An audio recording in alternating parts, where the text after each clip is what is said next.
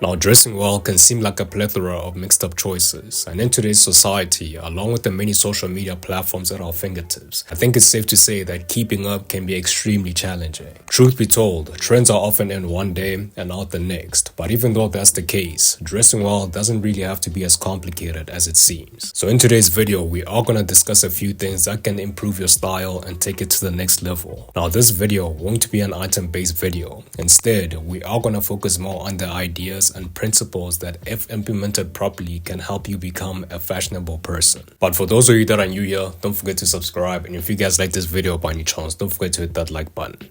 Let's get started. Alright, let's have a look at the first point, which is to avoid prioritizing trends. Now, trends can be a good thing depending on how you implement them into your personal style, but following trends too much can have a few drawbacks stylistically and financially.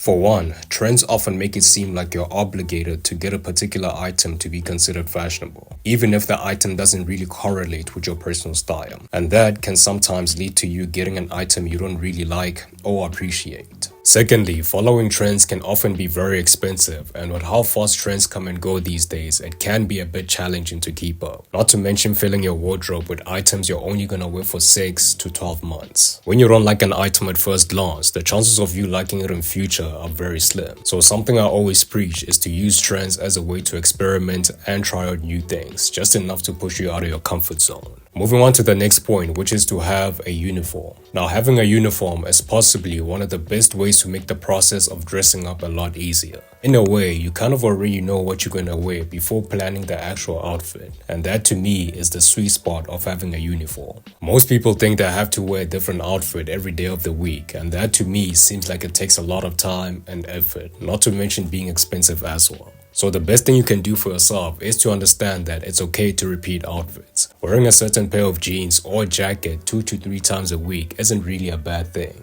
I know social media makes it seem like you have to put on a different outfit every day, because that is what is shown to us by most creators. But keep in mind that they have to do that to keep their audience engaged. An average person doesn't have nearly as much clothes as a creator does, and there's nothing wrong with that. Don't compromise on quality. Now, this is something I've been practicing for a while now. Even though some of these items are expensive, I think it's always better to get them than getting cheaper alternatives. When you focus on building your wardrobe with quality items, you tend to appreciate it more because you know that the items will last you a long time and can be resold if needed. And also, I think we can all agree that you get a sense of satisfaction when you finally purchase an item you know you've been saving for.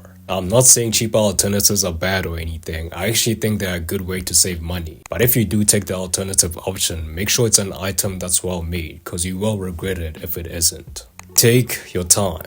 Now, one of the most important things you need to understand, especially in fashion, is that you're never gonna have the perfect wardrobe. I know there are many videos out there that say otherwise. I probably even made one myself. But fashion is constantly changing, and as it changes, your style evolves along with it. Don't get me wrong though, most of the videos online do have valid information, but I think the main purpose of them is to set your fashion journey in the right direction, especially if you're starting out. And also, don't rush to get every single item you see online. Like I said, you may end up not wearing the item at all. So take your time and see what items you like and what items you don't. Have a wish list. Now, one way that I have found to be the most helpful when building your wardrobe is to create a wish list. With a wish list, you are able to see which items you'd actually wear without the need to buy on impulse. You can do this by adding the pieces you like to your wish list and waiting a month or two to see how you really feel about the piece. And once you've waited, you'll then be able to tell if a certain piece or item should be added to your wardrobe or not. A wish list is a good way to counter trends, so if you haven't, I recommend you start one as soon as possible.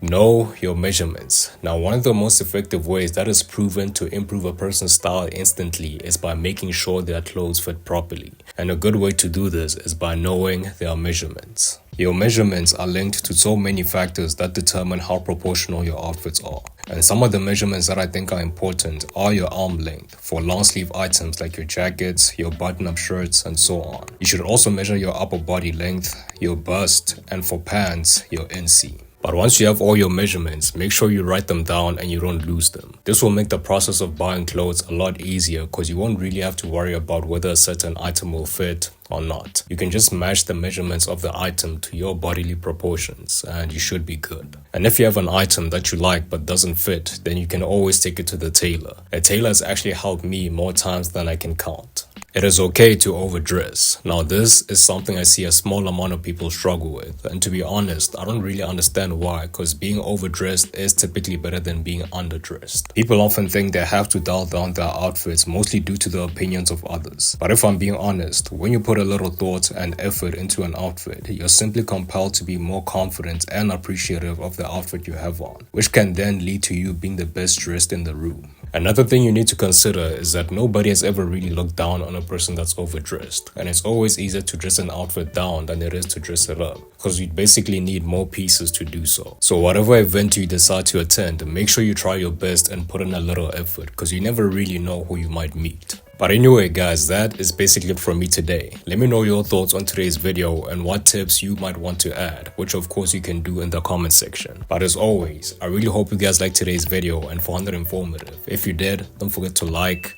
comment and subscribe. Peace.